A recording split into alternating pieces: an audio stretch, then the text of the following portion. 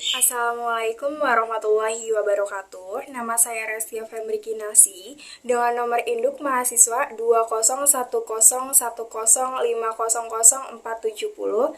Di sini saya akan mewakili teman-teman saya kelompok kelima untuk melakukan pembukaan pada mata kuliah perpajakan. Nah, dalam materi kali ini kami akan membahas tentang pajak pertambahan nilai atau yang biasa kita kenal dengan PPN. Berikut adalah materi kami. Pada slide pertama kita akan membahas tentang pajak pertambahan nilai. Apa sih pajak pertambahan nilai? Pajak pertambahan nilai adalah pajak yang dikenakan pada setiap transaksi jual beli barang atau jasa yang terjadi pada wajib pajak orang pribadi atau badan usaha yang mendapat status pengusaha kena pajak. Selanjutnya kita akan membahas tentang dasar hukum PPN. Yang pertama, Undang-Undang Nomor 8 Tahun 1983 tentang pajak pertambahan nilai barang dan jasa dan pajak penjualan atas barang mewah atau PPNBM. Yang kedua, Peraturan Pemerintah Nomor 143 Tahun 2000, Peraturan Pemerintah Nomor 24 Tahun 2002 tentang pelaksanaan Undang-Undang Nomor 8 Tahun 1983. Yang ketiga, Peraturan Pemerintah Nomor 144 Tahun 2000 tentang jenis barang dan jasa yang tidak kena pajak PPN. Keempat, Peraturan Pemerintah Nomor 145 Tahun 2000 tentang kelompok barang kena pajak yang tergolong merah yang dikenakan PPNBM. Yang kelima, Peraturan Pemerintah Nomor 146 Tahun 2000 tentang impor atau penyerahan barang kena pajak tertentu dan atau penyerahan jasa kena pajak tertentu yang dibebaskan dari pengenaan PPN. Yang keenam, Peraturan Pemerintah Nomor 12 Tahun 2001 tentang impor dan atau penyerahan barang kena pajak tertentu yang bersifat strategis yang dibebaskan dari pengenaan PPN. Slide selanjutnya ada barang kena pajak yang tidak dikenakan PPN. Yang pertama, barang hasil pertambangan atau pengeboran yang diambil langsung dari sumbernya, seperti minyak mentah, gas bumi, panas bumi, asbes, batu, dan berbagai jenis lainnya. Yang kedua, barang kebutuhan pokok masyarakat, seperti beras, gabah, jagung, sagu, kedelai, telur, dan sebagainya. Selanjutnya ada jasa kena pajak yang tidak dikenakan PPN. Yang pertama ada jasa pelayanan kesehatan medis seperti jasa dokter umum, dokter hewan, gizi, kebidanan, paramedis, dan sebagainya. Yang kedua, ada jasa pelayanan sosial meliputi panti asuhan, pemadam kebakaran, lembaga rehabilitasi, dan lain-lain. Kecuali bidang olahraga yang komersil. Yang ketiga, jasa pengiriman surat. Ada jasa keuangan, jasa asuransi, keagamaan, pendidikan, dan lain-lain. Kemudian objek pajak pertambahan nilai yang disebut PPN dikenakan hal-hal sebagai berikut. Yang pertama, penyerahan barang kena pajak di dalam daerah pabean yang dilakukan oleh pengusaha. Yang kedua, impor barang kena pajak. Yang ketiga, penyerahan jasa kena pajak di dalam daerah pabean yang dilakukan oleh pengusaha. Yang kelima, yang keempat, pemanfaatan barang kena pajak tidak berwujud dari luar daerah pabean di dalam daerah pabean. Yang kelima, ekspor barang kena pajak oleh pengusaha kena pajak. Yang keenam, ekspor barang kena pajak tidak berwujud oleh pengusaha kena pajak. Yang ketujuh, ekspor jasa kena pajak oleh pengusaha kena pajak. Subjek pajak pengusaha kena pajak atau PKP, baik orang pribadi maupun badan yang melakukan penyerahan barang jasa barang kena pajak yang disebut BKP atau jasa kena pajak yang dikenakan pajak berdasarkan UU PPN. Kemudian pemotong dan pemungut. Dalam rangka lebih memudahkan pemungutan PPN dan atau PPNBM yang terutang atas penyerahan BKB atau JKP oleh rekanan, pemerintah menunjuk pihak tertentu untuk memungut, menyetorkan, dan melaporkan PPN yang terutang.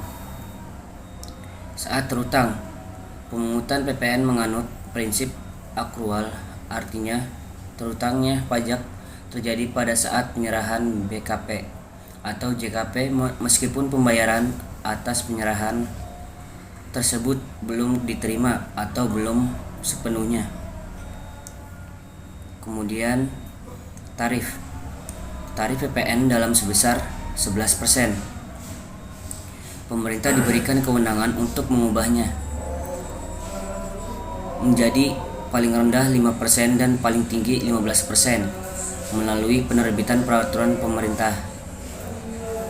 Selanjutnya, mengingat PPN adalah pajak yang dikenakan atas konsumsi BKP di dalam daerah pabean, maka ekspor BKB dan ekspor JKP tertentu dikenai PPN. Mekanisme menghitung PPN. PPN sama dengan dasar pengenaan pajak dikali tarif pajak. Pajak keluar dikurangi pajak masukan. PK lebih besar dari PM sama dengan kurang bayar. PK lebih kecil dari PM sama dengan lebih bayar. Contoh, PKP Andi menjual tunai BKP kepada Bapak Bayu dengan harga jual sebesar 50 juta. PPN yang terutang adalah sebagai berikut: 11% kali 50 juta sama dengan 5.500.000. PPN sebesar 5.500.000 tersebut merupakan pajak keluar yang dipungut oleh PKP Andi, dan bagi PKP Bayi, PPN tersebut merupakan pajak masukan, sehingga 5.500.000 dikurangi 0 sama dengan kurang bayar. Contoh soal perhitungan. PT ABC pada bulan Januari 2002 membeli spare part mesin untuk kebutuhan pabriknya sebesar 75 juta pada PT Auto. Berapa PPN yang harus dibayar? Berapa pajak masukan dan keluaran bagi masing-masing perusahaan? RP 75 juta dikali 11% sama dengan 8.250.000. 75 juta ditambah 8.250.000 sama dengan 83.250.000. PT ABC dalam kurung PM dikurangi PK sama dibagi 8.250.000 dikurangi 0 sama dengan lebih bayar. PT Auto sama dengan dalam kurung PM dikurang PK dibagi 0 dikurang 8.250.000 sama dengan kurang bayar. Assalamualaikum warahmatullahi wabarakatuh. Perkenalkan, nama saya Isaini. Di sini saya akan menjelaskan mengenai perhitungan PPN. Di mana di sini ada soal PT Gragas merupakan PKP yang menjual elektronik di Palembang. Selama Agustus 2022, PT Gragas melakukan berbagai transaksi sebagai berikut. Yang pertama itu penjualan secara langsung kepada konsumen sebesar 1,6 miliar. Yang kedua, penyerahan BKP, yakni barang elektronik, kepada pemerintah Kota Palembang sebesar 660 juta. Harga tersebut sudah termasuk PPN. Yang ketiga, PT Gragas juga membangun sebuah gudang elektronik seluas 500 meter persegi di kawasan pergudangan sendiri dengan biaya sebesar 550 juta. Cara menghitungnya yaitu untuk transaksi pertama, PPN sama dengan tarifnya itu 11%, kita kalikan dengan penjualannya 1,6 miliar. kita dapatkan hasilnya 176 juta. Lalu transaksi yang kedua, kita hitung dulu DPP-nya, dasar pengenaan pajak. Caranya itu 100 per 111 dikali 660 juta, hasilnya 595 juta. Lalu kita hitung PPN-nya, 11% dikali DPP tadi 595 juta, hasilnya 65 juta 450. Untuk transaksi ketiga, DPP-nya itu 20% dikali 550 juta, hasilnya 110 juta. Lalu PPN-nya itu 11% dikali 110 juta, hasilnya itu 12 juta 100. Nah, untuk transaksi yang keempat, DPP-nya itu 2 juta dikurang 200.000, hasilnya itu 1.800.000.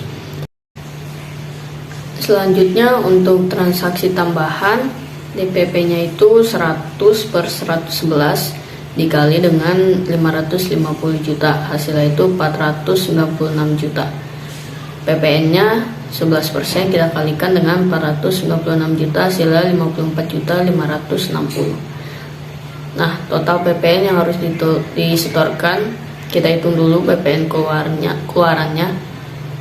Transaksi pertama kita tambahkan dengan transaksi yang kedua, lalu kita tambahkan lagi dengan transaksi yang ketiga, dan juga transaksi yang keempat, dimana hasilnya itu 176 juta ditambah 65 juta 450 ditambah 12 juta 100 ditambah 1 juta 800, hasilnya 255 juta 350. Nah, untuk PPN masukannya itu 54 juta 560. Nah, cara menghitung PPN yang harus disetorkan itu pajak keluaran dikurang dengan pajak masukan, yaitu 255 juta 350.000 kita kurangi dengan 54 juta 560.000, hasilnya itu 200 juta 760. Jadi total PPN yang perlu PT Gragas setorkan atas transaksi yang dilakukan selama bulan Agustus 2022 tersebut adalah sebesar 200 juta 790.000. Demikian materi yang dapat kami paparkan mengenai pajak pertambahan nilai atau yang biasa disebut dengan PPN. Kurang lebihnya mohon maaf. Sampai bertemu di video selanjutnya. Assalamualaikum warahmatullahi wabarakatuh.